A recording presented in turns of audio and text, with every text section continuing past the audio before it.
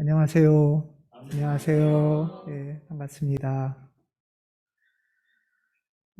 오늘은 우리 가정주일로 예배를 드립니다. 지난 주일 5월 첫째 주일은 노동주일로 예배를 드리면서 노동에 대해서 묵상하는 그런 시간들을 우리 가졌었습니다. 오늘 가정주일은 가정을 묵상하는 시간을 가지려고 합니다. 가정. 사실 묵상할 게 별로 없을 수도 있는데요. 가정. 네, 가정을 묵상한다는 게 뭘까 한번 좀 생각해 보겠습니다. 먼저 퀴즈를 하나 내겠습니다. 여러분 사실 많이 아실 텐데요. 우리나라에서 한 가구에 몇 식구 사는 가구 수가 제일 많을까요? 한 집안에 한 가정에 몇 명이 사는 가구 수가 제일 많을까요? 1인.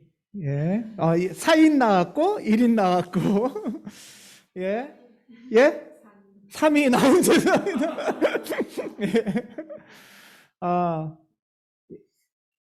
그 작년 2021년 11월에 발표한 그 바에 의하면 우리나라에서 한 가구 실제로 그러니까 주민등록상에만이 아니라 실제로 한 집에 한 가구에 몇 명이 사는 가구가 제일 많을까 할 때 우리나라에서 제일 많이 분포되는 가구가 1인 가구가 제일 많아요.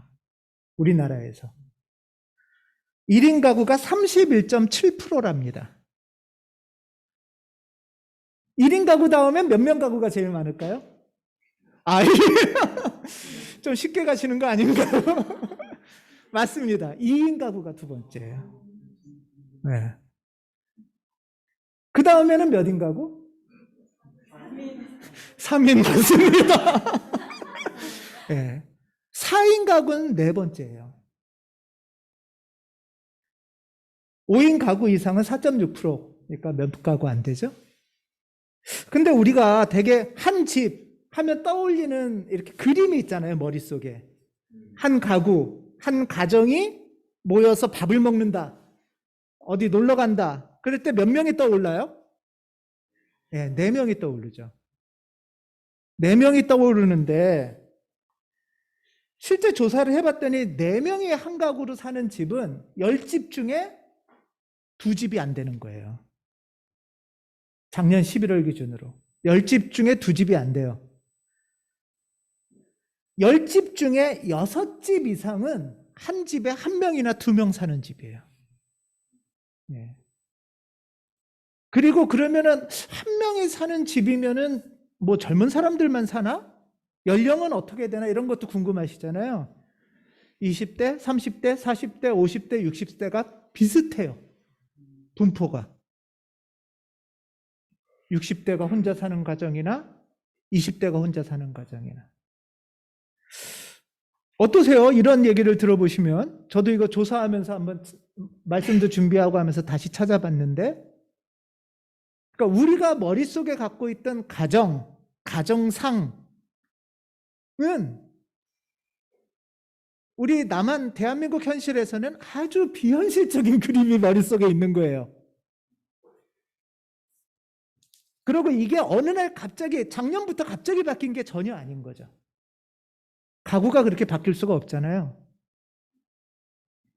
우리가 머릿속에 생각할 때는 양 부모가 있고 이 양 부모가 아들하고 딸 낳고 그래서 최소한 4인 가족으로 한 20년 30년 살다가 아이가 한 명 결혼해서 장가가고 뭐 또 시집가고 이러면서 그 아이들이 또 결혼하면은 최소한 한 2명쯤 낳고 이런 게 우리 머릿속에는 아주 깊이 있지 않습니까? 그리고 그게 우리 대부분 우리나라 가정에는 한 뭐 7, 80%는 그렇거니 라고 생각하는데 그런 가구는 우리나라에서는 15%밖에 안 되는 거예요. 이게 뭘 의미할까 하는 것을 저는 오늘 좀 생각을 해보고 싶은 거예요.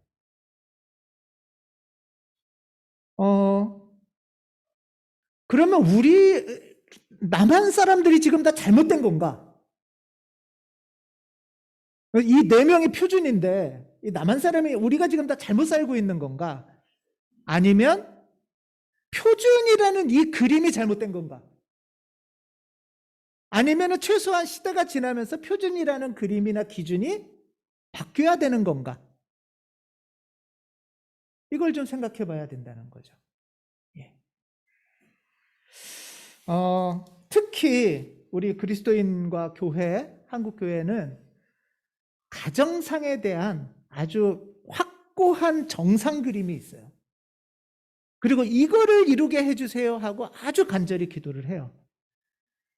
근데 그 그림의 기준으로 친다면 10명 중에 8명은 하나님 제가 뭘 잘못했을까요? 하나님 우리 애가 뭐가 부족할까요? 왜 비정상이죠? 라는 기도를 할 수밖에 없는 거죠. 하나님 그림대로 됐습니다. 감사합니다는 기독교인 10가정 중에도 2가정이 안 된다는 거예요.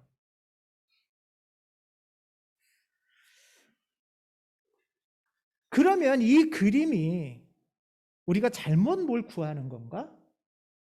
우리가 어디서부터 다시 생각해 봐야 되는 건가? 하는 질문을 갖게 되겠죠. 그리고 우리의 이 간절한 머릿속의 그림은 성서의 가르침인가? 하는 것도 생각해 봐야 된다는 거죠. 성서에 보면, 특히 이제 신약 성서에 보면, 뭐 가정 이야기가 많이 나오진 않는데 예수님 제자들 모습을 한번 좀 볼게요. 예수님 제자들 그룹에 보면 결혼을 한 제자도 있고 결혼을 안 한 제자도 있어요. 결혼한 제자의 대표 제자는 누굴까요? 네, 베드로예요. 역시 장로님이십니다.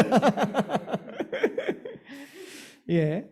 수제자 베드로는 결혼을 한 것으로 보여요. 성경에 보면. 왜냐하면 마태복음에 보면 베드로 장모님을 고쳤다 이런 말씀이 있어요. 예수님이.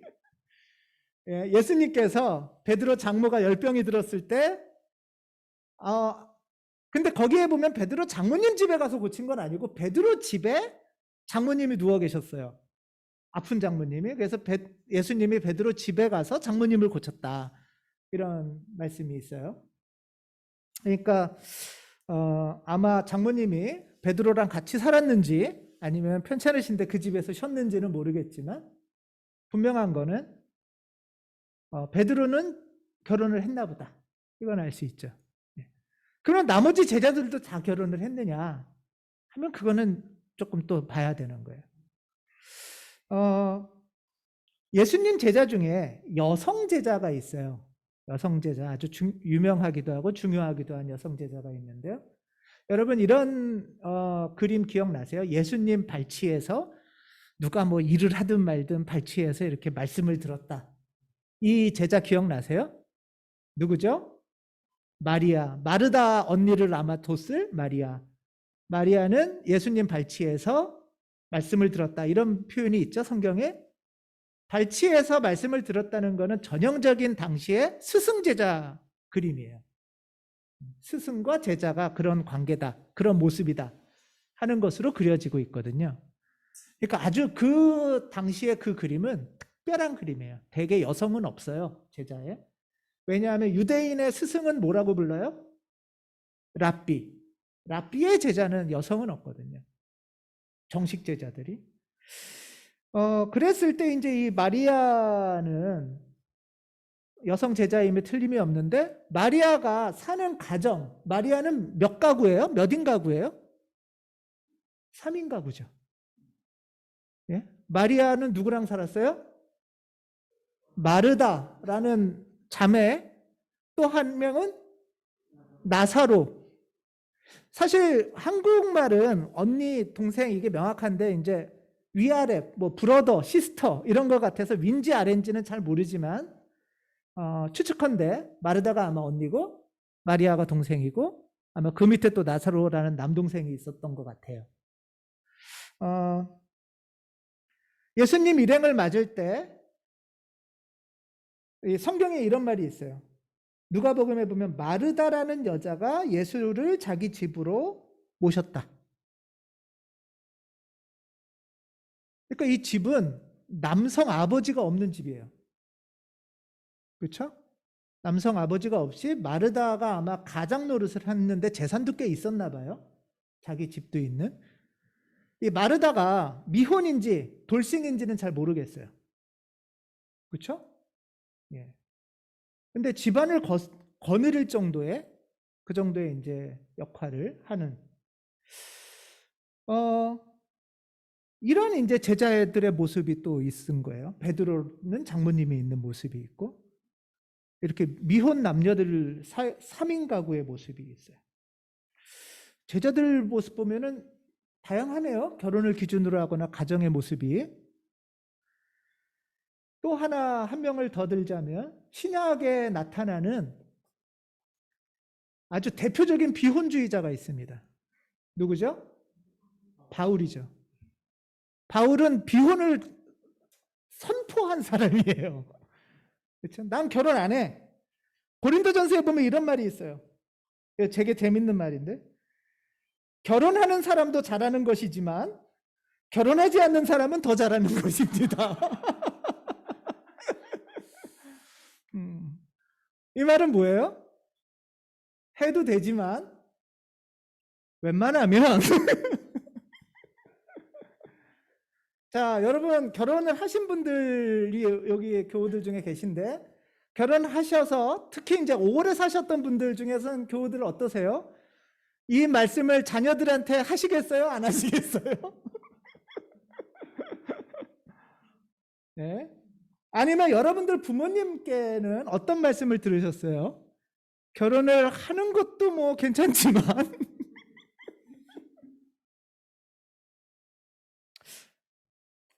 이런 모습을 보면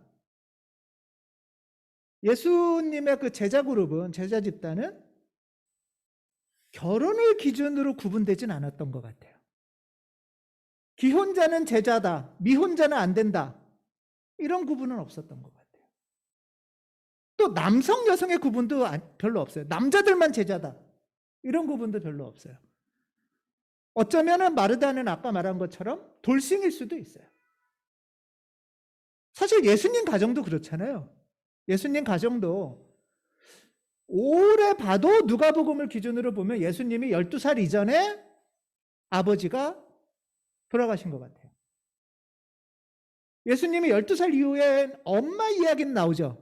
예수님의 어머니 마리아 얘기는 나오는데 성경에 아버지 이야기는 한 번도 안 나와요. 그래서 아마 요셉 아버지는 예수님이 적어도 12살 이전에 돌아가신 것 같다, 이런 가정이에요. 그러면 예수님 가정은 하나님의 징벌을 받은 가정이냐? 바울은 하나님의 벌을 받아서 결혼을 못했냐? 이거하고는 조금 다르죠.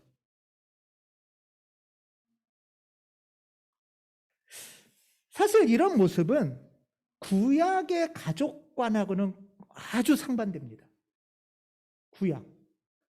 구약은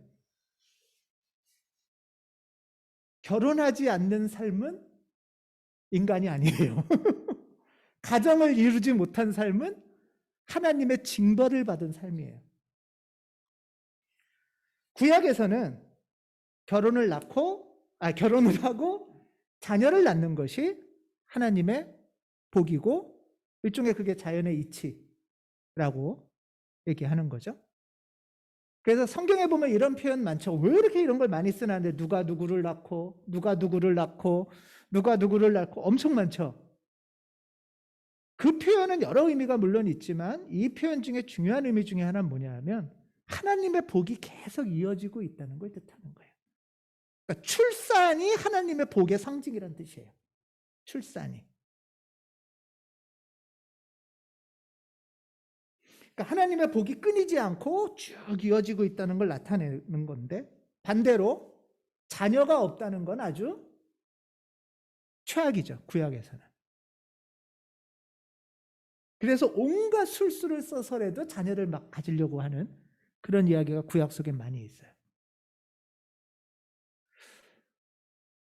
이런 구약의 결혼관 또는 구약의 가족관과 신약 시대의 가족관은 또는 결혼과는 굉장히 다르죠.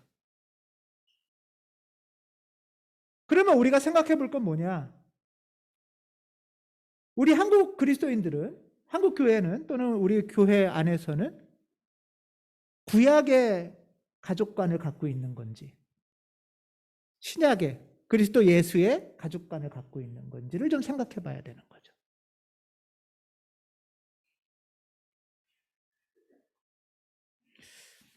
신약의 가르침이나 예수님 그룹을 볼 때는 이런 구약의 가족관과 아주 좀 정반대되는 그런 모습들이 아주 많이 보이고 있다는 거예요. 근데 그거를 정반대된다고 해서 그러면 결혼하지 마라, 독신으로만 살아라, 이건 아니고, 구약에선 결혼의 유무, 자녀 출산의 유무가 하나님의 복을 받는 아주 기준점이었는데 그 기준점이 흐려졌다는 거예요. 기준점이 다른 기준으로 바뀌었다는 거예요. 그게 예수 시대의 가르침입니다. 신약 이후에 그리스도 교회는 사실 그래서 구약적인 가르침만이 아니라 신구약이 이렇게 혼합된 그런 결혼관이 사실은 이어져요. 예를 들면 그리스도 교회가 이제 몇 가지 전통이 있는데요. 가톨릭 교회는 어떨까요? 가톨릭 교회는 독신 전통을 중요하게 여깁니다. 그래서 적어도 가톨릭 교회의 성직자, 신부나 수도자는 비혼을 추천합니다. 맞죠? 예. 그건 징벌이 아니에요, 비혼은. 아주 중요한 삶의 한 양식인 거죠. 가톨릭 교회는 오늘날도 여전히 독신 또는 비혼, 의지적인 비혼을 매우 좀 신성시하게 여기는 경향이 있습니다. 서유럽은 좀 가톨릭 교회가 많다면 지금 우크라이나나 그리스나 이쪽은 정교회가 많죠. 아프리카도 정교회가 많아요. 아프리카나 이런 정교회는 어떨까요? 그럼 결혼을. 정교회는 혼용돼 있어요. 그러니까 가톨릭 교회는 성직자가 독신이기를 원하는데 정교회는 성직자 중에 독신도 있고 결혼한 사람도 있어요. 이해되시죠? 정교회 신부님들은 결혼하신 분들도 있고 자녀도 있어요. 그런데 정교회는 그래도 독신을 약간 우위에 둬요. 그래서 일반 신부님들은 결혼해도 되는데 신부님들 중에서 한 지역의 대표가 주교죠. 주교는 독신 중에서 뽑아요. 정교회는. 그래서 주교, 또 주교보다 더 큰 총대 주교, 이런 분들은 다 독신이에요. 재밌죠? 예.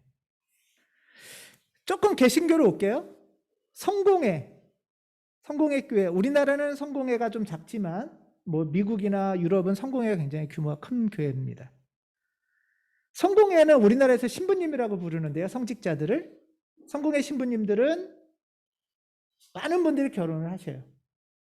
가정을 꾸리고 계세요. 우리 교회에 와도 이렇게 서로 교류도 하고 하는 성공회 신부님 가정들이 계시잖아요. 그분들 결혼하셨어요, 다. 근데 성공회는 무조건 결혼해라는 아니고 결혼한 분들이 많지만 독신도 괜찮다, 이런 정서예요. 그래서 독신인 수도자나 신부님들도 계세요. 조금씩 다르죠?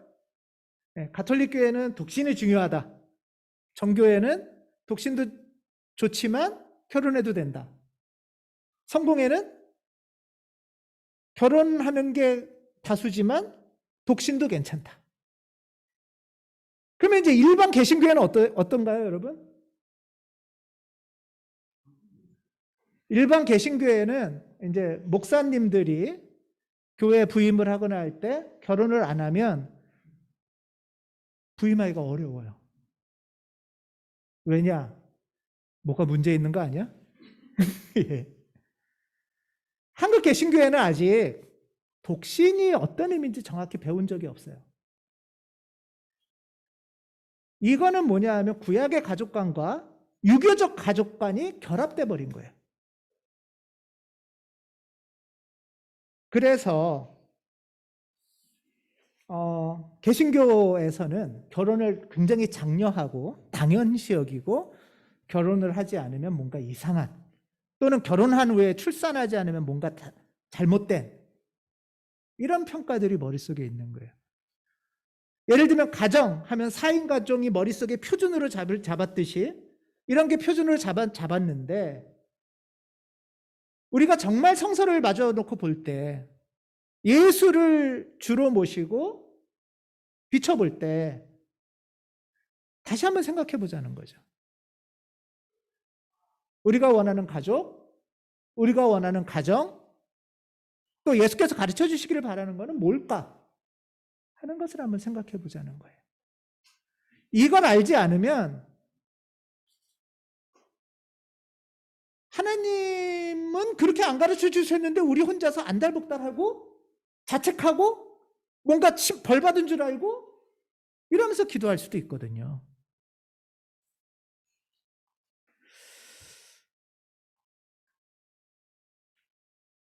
이런 교회의 전통과 흐름 속에서 우리 현대 그리스도인들은 어떤 가족관이나 가정관을 가져야 될까 한번 생각해 봐야 되는 거예요, 여전히.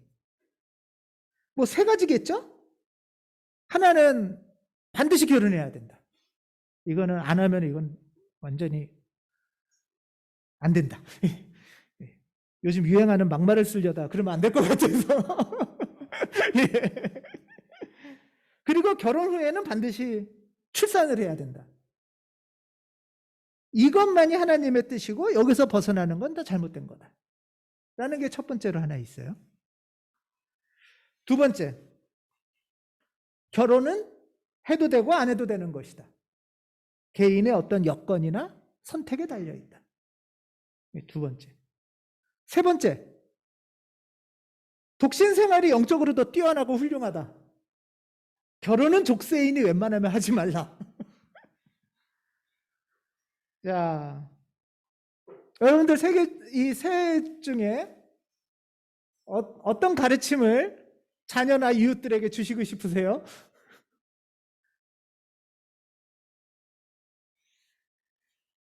예.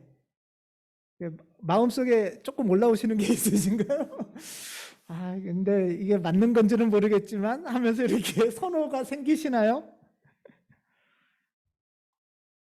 우리가 기도를 배우면서 항상 우리가 하는 것은 이럴 때 필요한 것이 뭐죠? 분별이죠. 분별. 감이나 필이나 내 기분이나 로 선택하는 게 아니라 분별을 해야 되는 거죠. 그리고 분별을 하려면은 분별을 위해서 필요한 건 뭐냐 하면 기준입니다. 기준. 뭘 기준으로 분별할 거냐. 다른 사람들이 날 평가할 걸 기준으로 분별할 건지, 뭘 기준으로 우리는 분별할 건지. 여기서부터 신앙의 걸음을 걸어가기 시작하는 거예요. 야, 나는 뭐 결혼 안 해도 될 것 같은데 결혼 안 하면은 남들이 막 그냥 우리 집이 이상하다고 보고 막 난리야. 이럴 수도 있고요. 또는 뭐 독신을 장려하시는 가정 분위기도 있으신가요, 혹시? 이 판단 기준을 오늘 예수께서 우리에게 물으시는 거예요.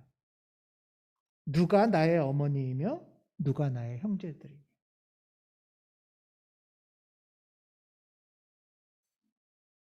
사실 너무나 여러분 이런 질문 하시나요, 혹시? 누가 나의 어머니이며 누가 나의 형제입니까? 너무나 당연해서 이건 물을 필요가 없는 거죠, 사실은.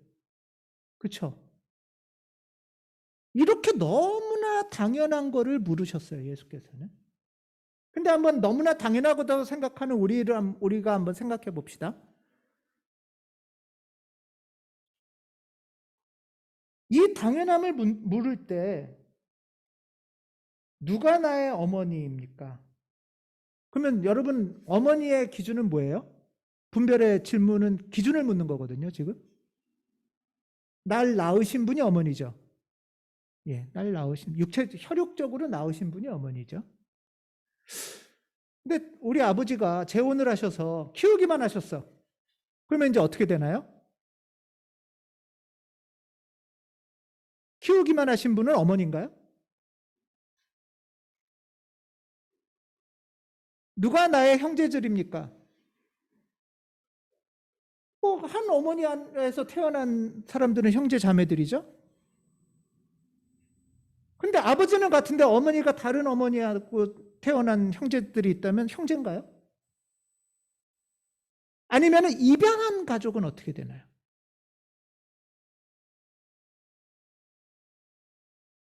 너무 단순할 것 같은데 우리의 머릿속에 4인 표준 기준 속에선 단순할지 모르는데 실제의 삶으로 한 걸음 더 들어가면 이 기준에 대해서 다시 물어보게 되는 거죠. 예수님 시대에 머릿속에 분명하게 있던 표준은 구약의 가족이었어요. 그럴 때 예수께서 다시 묻는 겁니다. 누가 나의 어머니고 나의 형제 자매냐?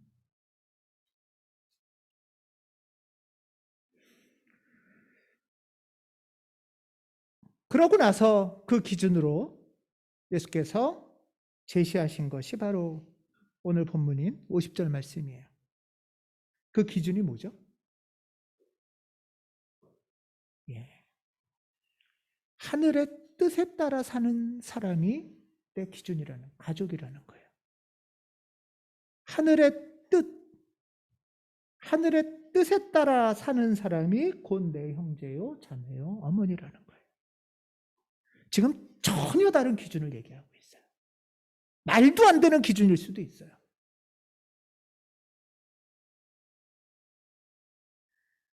하늘에 계신 내 아버지의 뜻을 따라 사는 사람이 곧 내 형제요, 자매요, 어머니다. 이것은 뭐냐? 좀 아까 말씀드린 것처럼 최소한 습관적으로나 관습적으로나 살아온 방식으로는 아닐 수 있다는 거죠. 혈연 중심으로만은 아닐 수도 있다는 거예요.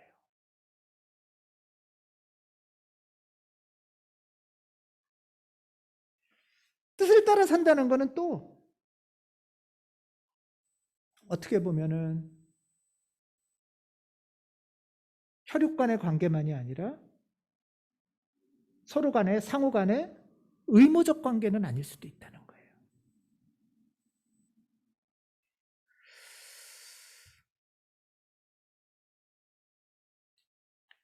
관습이란 세상의 판단 기준입니다. 예수님은 구약의 오래된 그 결혼이나 가족의 판단 기준을 뒤집으시고 계세요. 또 뜻에 따라 산다는 것은 가족 간에, 지금 우리 서로의 가족 간에 관계를 한번 돌아보게 만들어요.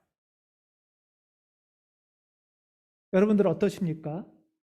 우리의 부모님, 우리 남편, 아내, 또 우리 자녀를 볼 때 어떤 감정들이 많이 있으세요?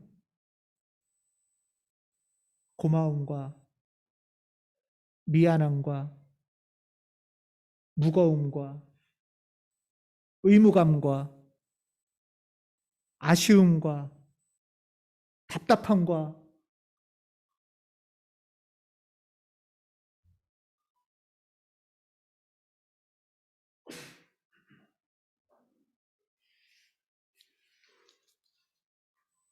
이런 정서적인 관계를 뭐라고 부르냐 하면 심리학적으로는 상호 의존 관계라고 합니다.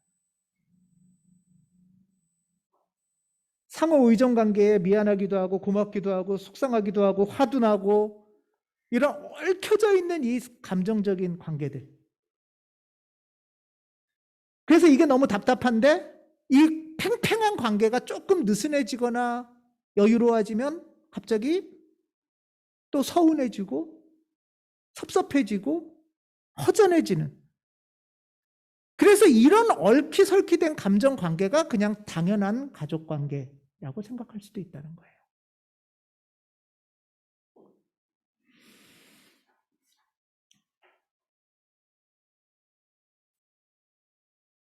우리가 서로 동등하면서도 자유롭게 사랑하는 관계라는 건 뭘까? 이 사람을 이분이 나한테 잘해줬으니까 나도 잘해줘야지. 이분이 인생이 불쌍하니까 내가 어쩔 수 없이 책임져 줘야지. 또는 얘 누가 해줄 수 없으니까 내가 그냥 힘들지만, 이런 관계에서 조금 더 다르게 돌아가서 이 존재 자체를 바라보면서 사랑한다는 건 뭘까? 저는 오늘 말씀을 준비하다가 고린도전서 말씀이 되게 마음에 새겨졌는데요. 고린도전서 7장 23절에 보면 이런 말씀이 있어요. 여러분은 하나님께서 값을 치르고 사신 사람입니다. 여러분은 하나님께서 값을 치르고 사신 귀한 사람입니다. 그러므로 사람의 노예가 되지 마십시오. 거꾸로 말하면 우리의 이 인습적인 가족 속에는 정서적인 자유롭고 의지적인 풍성한 사랑이 아니라 정서적인 무게 속에 미안함과 의무감과 착잡함 속에 하는 어떤 걸음들이 있는 건 아닐까 하는 거예요. 가족 사이에도 의무적인 지배 복종 관계나 상호 의존적 관계가 되지 말라는 거예요. 하나님의 뜻으로 산다는 것, 그것은 여러 의미가 있겠지만 그런 정서에서 자유로운 상태에서 이 상대를 정말 그냥 존재 자체로 바라볼 수는 없을까?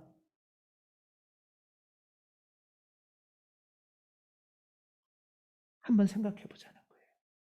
이게 우리의 의식성찰 기도와 연결되지 않습니까? 그냥 내가 막 뭘 해야 된다든가 아니면 내가 나도 모르게 움츠려든다든가 그러고 나면 됐다. 이제 의무방어전 끝났다.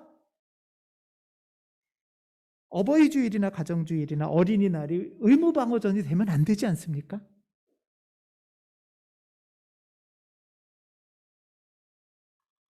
하나님의 뜻, 그 뜻대로 산다는 것은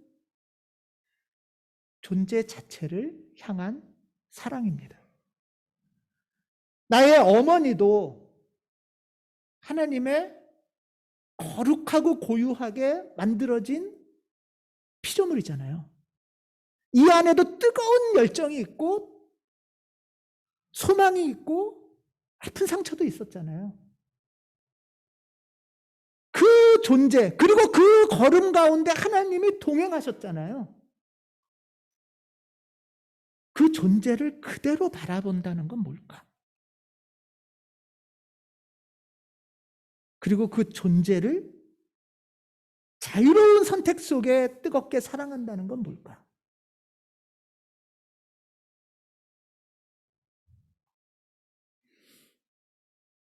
가족이라는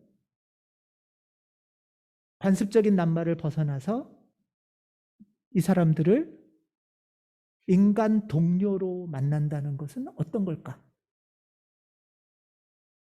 하고 저는 질문을 해보게 됩니다.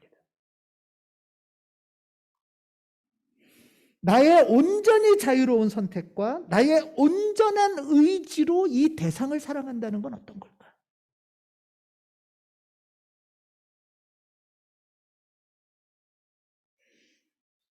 성급히 무엇을 해주려고 하지 않고 성급히 하나님한테 요구하지 않고 심리적 방어도 내려놓고 성령님의 조명 가운데 그 인생을 바라보는 것.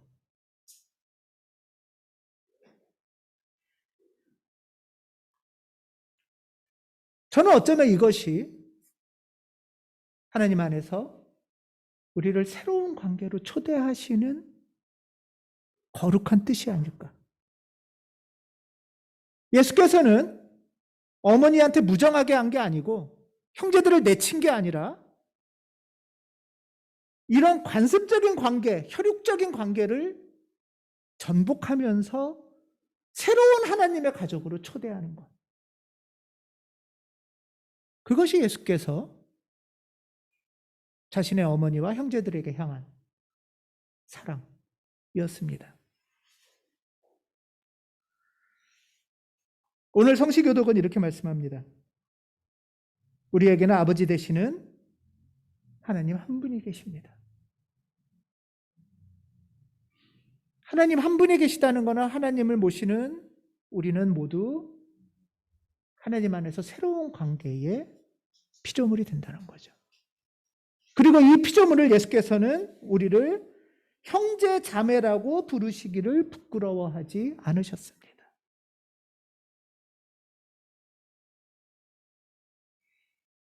그러므로 여러분은 그 부르심에 합당하게 살아갑시다. 성령이 여러분의 가정을 평화의 띠로 묶어서 하나 되게 해주실 것입니다. 잠깐 기도하는 시간을 갖겠습니다.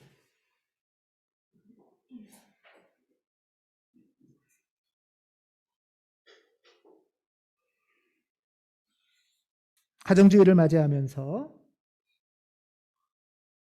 자녀도 좋고 남편도 좋고 부모님도 좋습니다. 어느 한 분을 떠올리셔도 좋습니다. 그냥 그분을 지그시 떠올리시고 지그시 바라보십시오.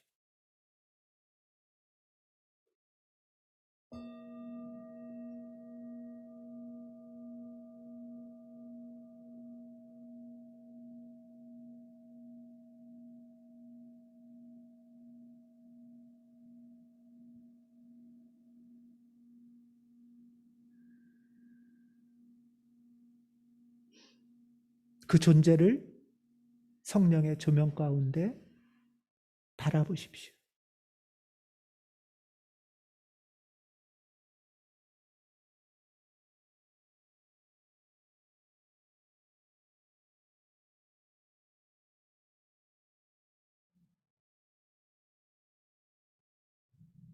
그 속에 안타까움과 고마움과 서러움을 하나님께 올려드리십시오.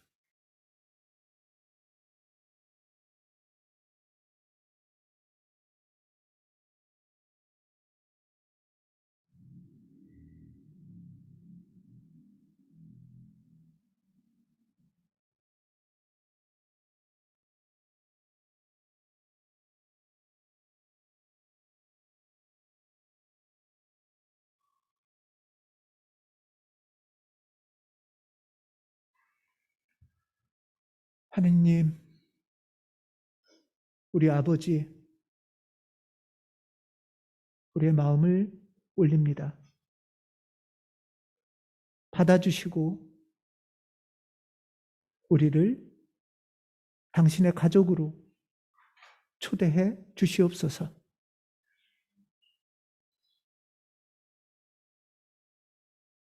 내가 성급하게 하려던 것들 내려놓고 당신의 초대에 응답할 수 있도록 도와주시옵소서. 주 예수 그리스도 이름으로 기도합니다. 아멘.